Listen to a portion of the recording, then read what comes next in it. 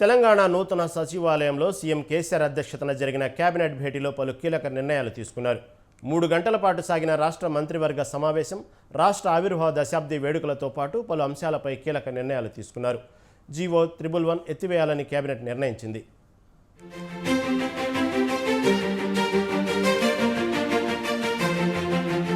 రాష్ట్ర ముఖ్యమంత్రి కల్వకుంట్ల చంద్రశేఖరరావు అధ్యక్షతన తెలంగాణ నూతన సచివాలయంలో జరిగిన తొలి కేబినెట్ మీటు విజయవంతంగా ముగిసింది.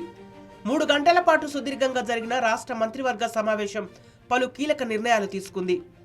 జీవో 111 కాలం చెల్లిందిగా నిర్ణయించి దానికి మంగళం పాడింది. 111 జీవో ఎత్తివేయాలని సంచలన నిర్ణయం తీసుకుంది. హెచ్ఎండిఏ పరిధి విధి విధానాలే జీవో 111 గ్రామాలకు వర్తిస్తాయని పేర్కొంది. జీవో 111 పరిధిలో రహదారుల విస్తరణకు నిర్ణయం తీసుకుంది.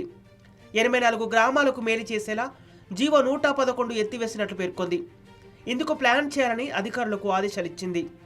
జీవో 111 రద్దుతో నగర అభివృద్ధికి కొత్త దారులకు దోహదం కానుంది. మంత్రివర్గ సమావేశంలో తీసుకున్న నిర్ణయాలను మంత్రులు హరీష్ రావు, తలసాని శ్రీనివాస్ యాదవ్, గంగుల కమలాకర్ తదితరులు వివరించారు.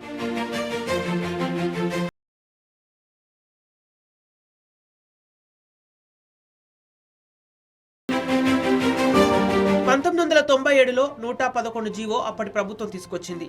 అయితే ఇప్పుడున్న పరిస్థితుల్లో ఈ జీవో అవసరం లేదని సర్కారు భావన. ఈ జీవో పరిధిలో 7 మండలాలకు చెందిన 84 గ్రామాలున్నాయి.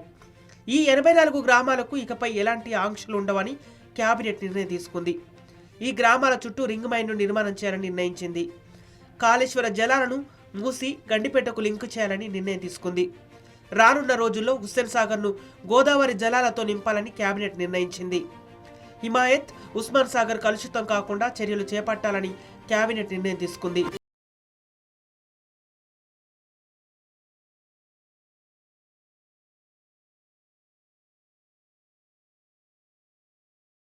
సంబంధించి కేబినెట్ పలు నిర్ణయాలు తీసుకుంది. 33 జిల్లాల్లో డిఎంహెచ్ఓ పోస్టుల భర్తీకి కేబినెట్ ఆమోదం తెలిపింది. హైదరాబాద్ నగరానికి 6 డిఎంహెచ్ఓలను నియమించాలని నిర్ణయించింది. హైదరాబాద్ నగరంలోని జోన్ల వారీగా డిఎంహెచ్ఓల నియామకం జరపాలని నిర్ణయించింది. కొత్తగా ఏర్పడిన 40 మండలాల్లో ప్రైమరీ హెల్త్ కేర్ను పెట్టాలని కేబినెట్ నిర్ణయం తీసుకుంది. అర్బన్ ప్రైమరీ హెల్త్ సెంటర్లలో శాశ్వత ఉద్యోగులను నియమించాలని తెలిపింది. మూసీ నది ప్రక్షాళనకు చర్యలు తీసుకోవాలని నిర్ణయించింది.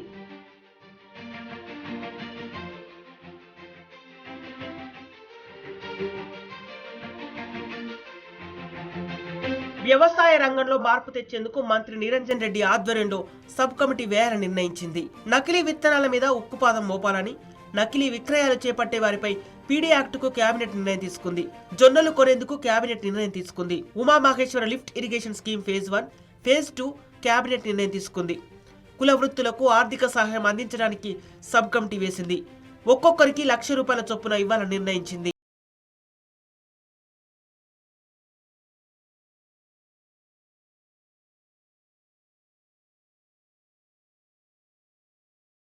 దశాబ్ది వేడుకలు ఘనంగా నిర్వహించాలని కేబినెట్ నిర్ణయించింది. 21 రోజుల పాటు అన్ని నియోజకవర్గాల్లో అట్టహాసంగా ఉత్సవాలు జరపాలని నిర్ణయం తీసుకుంది. ఒక్కో రోజు ఒక్కో రంగంపై ఉత్సవాలను ప్రభుత్వం అధికారికంగా నిర్వహిస్తుందని పేర్కొంది.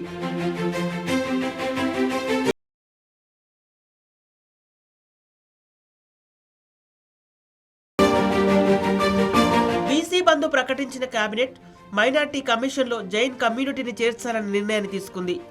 2వ విడత గొర్రెల పంపిణీ చేయాలని నిర్ణయించింది. వీఆర్ఏలను రెగ్యులేట్ చేయాలని కీలక నిర్ణయాన్ని కేబినెట్ తీసుకుంది. వివిధ విభాగాల్లో వీఆర్ఏలను సర్దుబాటు చేయాలని నిర్ణయించింది. వనపర్తిలో జర్నలిస్టు భవనానికి, ఖమ్మంలో 23 ఎకరాలు కేటాయిస్తూ కేబినెట్ నిర్ణయం తీసుకుంది. కేబినెట్ కీలక నిర్ణయాలతో రాష్ట్రం అభివృద్ధి పదంలో దూసుకెళ్తుందని బీఆర్ఎస్ వర్గాలు వెల్లడిస్తున్నాయి.